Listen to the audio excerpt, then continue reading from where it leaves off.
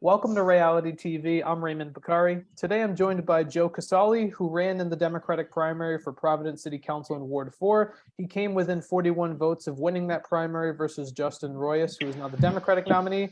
Joe has been running for the seat since the primary as a write-in candidate. And for full reference for those watching, the ward itself is located in the North End, comprised of the Charles and Wanscott neighborhoods. Joe, it's great to have you back on. Thank you. I'm glad that you invited me on.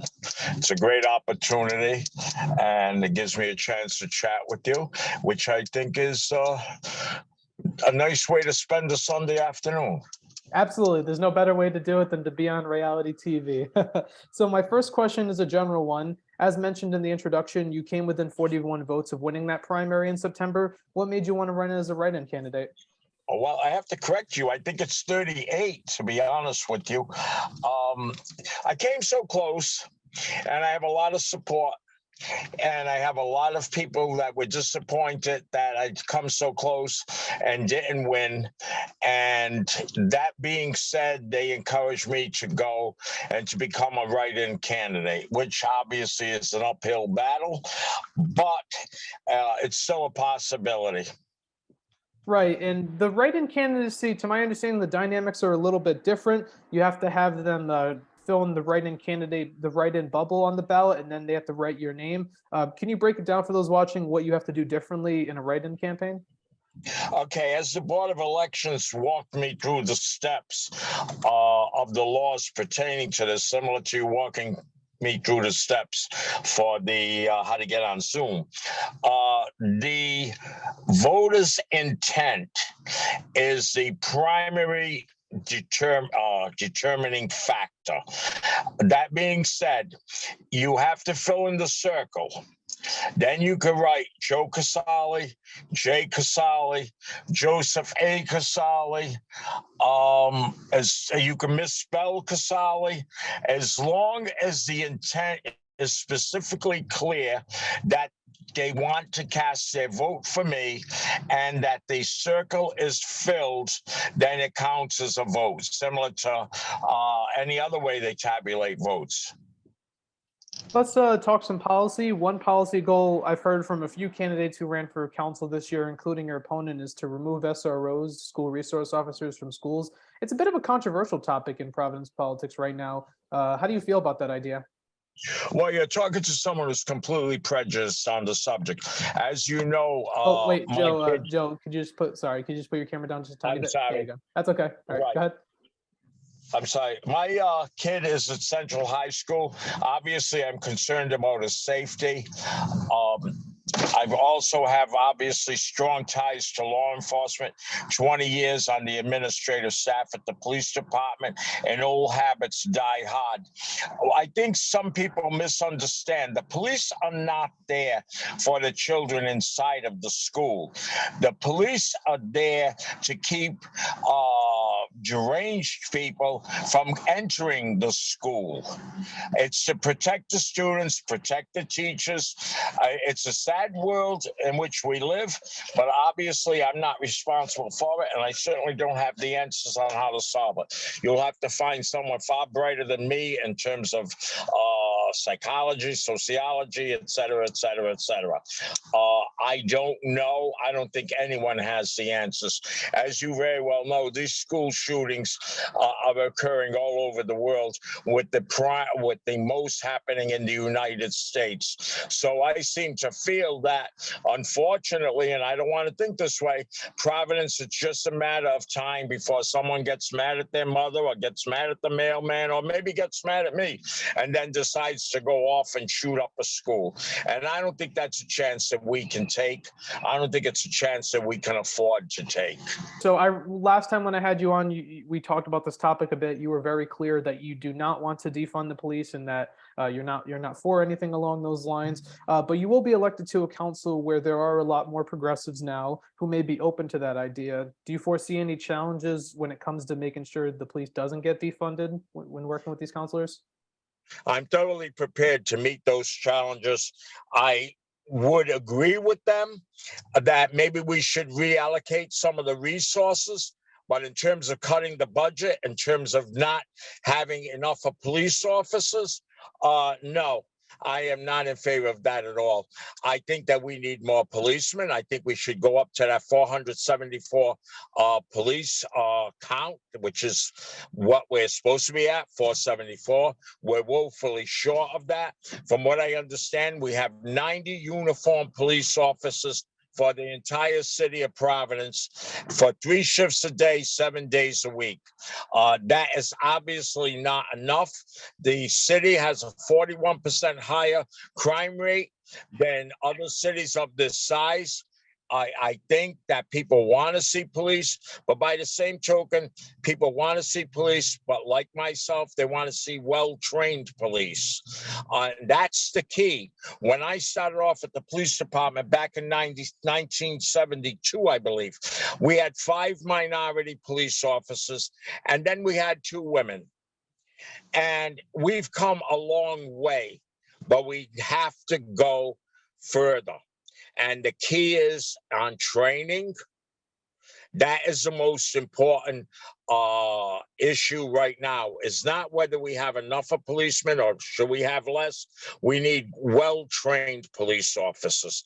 And it's not fair to the police officers themselves who go on a disturbance call and there is no one to back them up on that call. It becomes extremely discouraging and also becomes extremely dangerous. So defunding the police per se is not in the best interest of this city. On that same ballot that you're running as a write-in candidate, there's also going to be a few ballot initiatives pertaining to Providence, some charter changes. The one everybody's talking about right now is the question asking voters if they want a hybrid school board, half elected and half mayor appointed. Currently, all of them are appointed by the mayor. Where do you stand on that ballot question? Well, I'm going to tell you what Vincent Cianci told me many years ago. He said that people came to him and gave him the song and dance on why they should be on the school board. And then once he appointed them, they turned out to be people that he did not even recognize. And on that note, and from what he told me that day, I think that we should have an elected school board. I think we need people that are more responsive to the people they serve, particularly now where we have a school system that is completely challenged. I think we should have nonpartisan races from people all over the city. So therefore, every sector of the city is duly represented. So you would support this question? Absolutely. Moving on to the Superman building, it's also very topical. There's a bunch of big topics going on in city politics right now. The Superman building is one of the more recent ones. The plans to rehabilitate it and turn it into housing are moving forward. The council approved a 30-year TSA, tax stabilization agreement, for those watching. One main criticism your opponent raised, and many others on this topic, is how affordable are these units going to be? The quote, affordable units range from $1,300 to $2,000 a month. What are your thoughts on the affordability of these housing units? Well, to be perfectly honest, $1,300 a month is not affordable. If you're working in a job that doesn't pay anywhere near the amount of money that you can pay $1,300 a month, I mean, $1,300 is not affordable. Maybe I'm wrong, but there are a lot of families struggling out there that can't afford $1,300 a month. I think the rents are way out of control. People approach me. They lived in their apartments for a number of years, and the landlord comes up with a bogus excuse saying he wants to move into, I heard one this morning, he wants to move into the apartment. He doesn't want to move into the apartment. He wants to raise the rent from the next person. The other day, I was approached by a family of a 91-year-old woman who's lived in the house for about 12 years, hasn't missed a rent payment. She was told that he wants to move family in, that she has to go. So what is affordable? How much money do people have in their pockets? So I'm not sure what the definition of affordable is in terms of the Superman building. How do you feel about the plan, that plan in general to give them a 30-year TSA? Well, in order to get people to invest money in Providence or in any city or in any state, you have to offer some type of carrot. They're not going to come to Providence, Rhode Island especially in the middle of downtown Providence, and invest millions and millions and millions of dollars, create thousands of jobs, and hopefully good affordable housing with some kind of incentive. Because you have to understand that we are competing with other cities and other states for these investment dollars. We're not out there alone. And so we have to do something to entice these people. And so I would be in favor of that. We've done that with Providence Place Mall. We've done that with other projects. But they still have to stay true to the terms of that tax reduction program. In other words, they should not be allowed to wander away from the original agreements without consequences. Speaking of the Providence Place Mall, that's another conversation regarding a TSA. The mall wants a 20-year tax break once this 30-year break they have ends in 2028. There are talks of maybe there might be housing there or commercial space, but the owners haven't given out any formal plans, and they said they won't do so unless they get this tax break.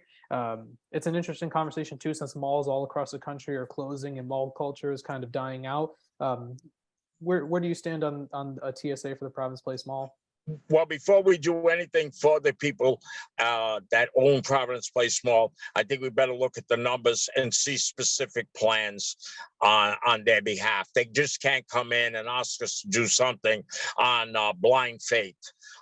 They have to show us the numbers. We have to see what kind of an impact it has on the city budget and what kind of impact it has on the rest of the taxpayers across the city. So we need all the numbers. They have to be more specific.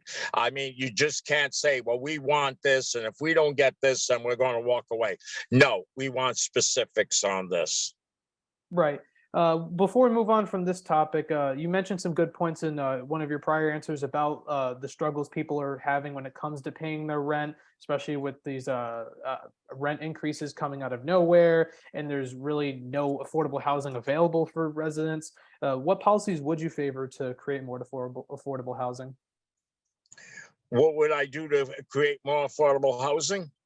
Or just what policies in general would you favor? Because there's quite a few that are brought up. Well, what we can do, and it's only a thought, that we can get houses that are now substandard, take in investors who are willing to rehab the houses, condoize them at an affordable price, and sell them to people with backing from Rhode Island Housing. This gives people the opportunity to own a house, to take pride in home ownership, to help stabilize neighborhoods. And the stipulation is they have to live in that condominium. Oh, Joe, I think you're muted. My apologies for the technical difficulties. I think you're muted. And think within a day or so, or a year or so, they can make a profit on their investment into the individual condominiums. That will not fly. As far as I'm concerned, they have to live there and maintain it in order to secure the backing from Rhode Island Housing. I think that would make it a lot easier for people to own something, and also, like I said before, help stabilize the neighborhood. One question I asked you the last time I had you on in April was regarding the council presidency. It might have been a little too early to ask it, but now that it seems like Ward 13 City Councilwoman Rachel Miller has gotten about 11 councilors on board to support her, that she may be in the role.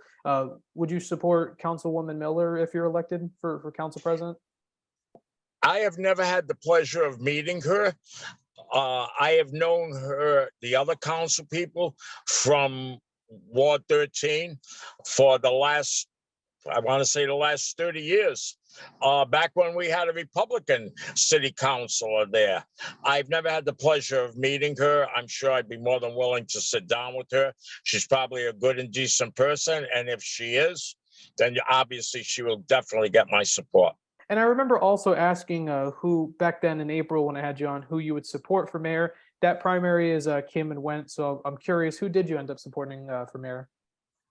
I supported Brett Smiler. I've known Brett a number of years. He's certainly qualified. I saw what he did with the state of Rhode Island. I also saw the type of job he did when he was the director of administration for the city of Providence.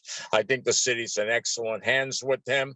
I know he's got an uphill fight. He has lots of problems. There's no question about it. As far as I'm concerned, he is inheriting an unequivocal mess. Of which it is not his making.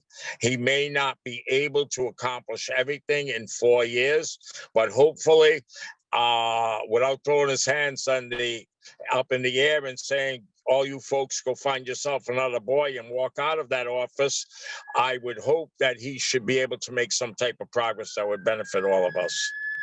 As you know, on the show, it's tradition to ask a non-political topic toward the end to take a step away from the issues facing our city and state as a whole. So instead of asking what you think Rhode Island is best known for, which I asked you the last time, I'm going to pull out an alternate question. Do you have any hobbies? Do I have any hobbies? Right now, this campaign appears to be a hobby. It's an unending battle. It's consumed everything. You don't want to walk in my house right now. And my God, I need the Army Corps of Engineers to put the place in place right now. The ditches are sky high. So do I have any hobbies? Unfortunately, it's this campaign. And of course, listening to people's problems, which I hear all along. I'm special assistant to the governor. A lot of problems, a lot of fall on my desk.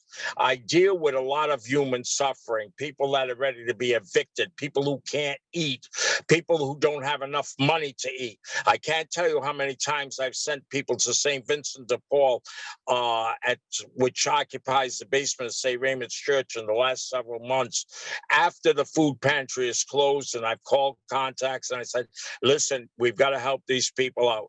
So, you know, as special assistant to the governor, like I said, I hear a lot of these problems. I'm completely in tune with all of this, the homelessness, the drug addiction. I understand where these people are coming from. You don't get to be 71 years old without understanding what drug addiction is, or homelessness is, or not being able to eat, or not being able to pay your bills. I understand where these people are coming from. And maybe because I am able to understand where they're coming from, maybe that's why a lot of people on the governor's staff refer them over to me. I've already promised significant donations to Thanksgiving turkey drives. Last year, I did with the YMCA. Wherever I can help, I do. So I understand where these people are coming from. And I have one rule. Therefore, the grace of God go I. Today it is them. Tomorrow it could be me, or it might be me.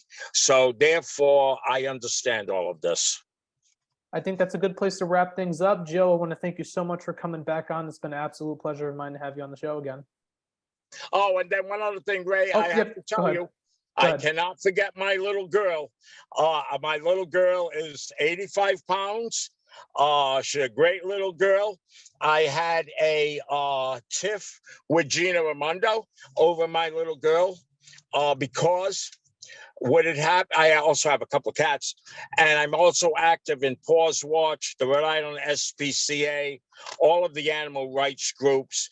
I've championed their causes over the years that I've been at the State House. But moving away from that, I had a tiff with Gina Raimondo over my dog. And Brett Smiley used to come to my house quite often, and he'd sit down and he'd sit in the living room. And of course, Brett always comes with nice clothes and nice shoes. And, you know, that's Brett. It's not me, but it's Brett. So he comes in the house, she jumps on him. Not a problem, at least as far as he's concerned. Now, Ray, she's a dog. She's a big dog. She's 85 pounds. She sheds. She drools. And she's heavy. He gets up. He goes to the dining room table. And he lays down. She lays down on his feet. Now, he doesn't complain.